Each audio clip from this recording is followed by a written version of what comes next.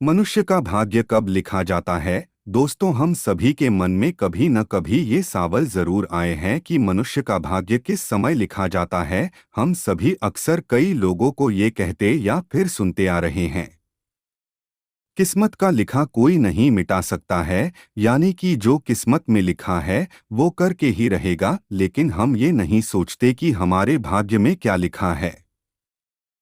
अगर भाग्य पहले से तय हो जाता है तो क्या कर्म से भाग्य बदला जा सकता है?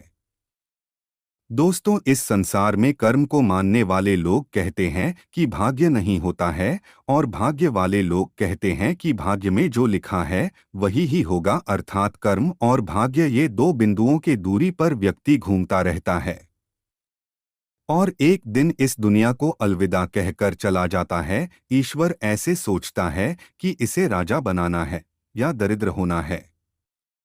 जाहिर सी बात है कि वो हमारा कर्म है। इंसान के कर्मों से उसका भाग्य का ही तय होता है। इंसान को कर्म करते रहना चाहिए, क्योंकि कर्म से भाग्य का लिखा बदला जा सकता है।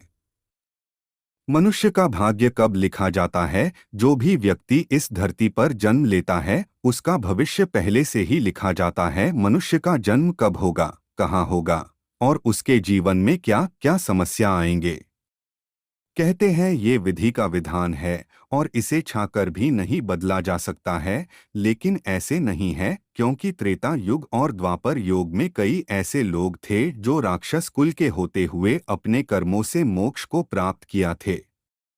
इसी प्रकार आपका भाग्य आपके कर्म पर आधारित है। अब दोस्तों, आपने ये कहावत तो सुनी होगी कि आप जो बोते हैं वही पाते हैं। अगर आप अच्छे और नेक काम करते हैं तो आपके साथ हमेशा अच्छा ही होता है।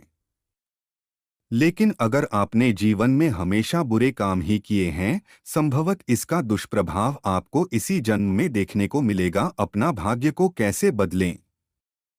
अपना भाग्य को बदलने के लिए भगवान को याद करते हुए अपना कर्म करते रहना चाहिए, जिससे आपकी किस्मत चमकने की संभावना बनी है। हम कर्म योग के पुरुष और इसका प्रबंधकमान है, इसलिए हमें अपनी कर्म निरंतरण सही दिशा में करते रहना चाहिए और बाकी का काम हमारे भगवान खुद देख लेगा। यानी बिना कर्म किए हमें जीवन में कुछ भी नहीं मिल पाता। इसलिए हमारे धर्म ग्रंथों में धर्म कर्म और पुण्य कर्म करने की प्रेरणा दी गई है, क्योंकि यही एकमात्र रास्ता है जो हमें जन्म और मृत्यु के चक्र से बाहर निकाल सकता है। अनाथ बुरे कर्म करने वाले लोगों को भगवान के चरणों में कभी भी जगह नहीं मिलती है।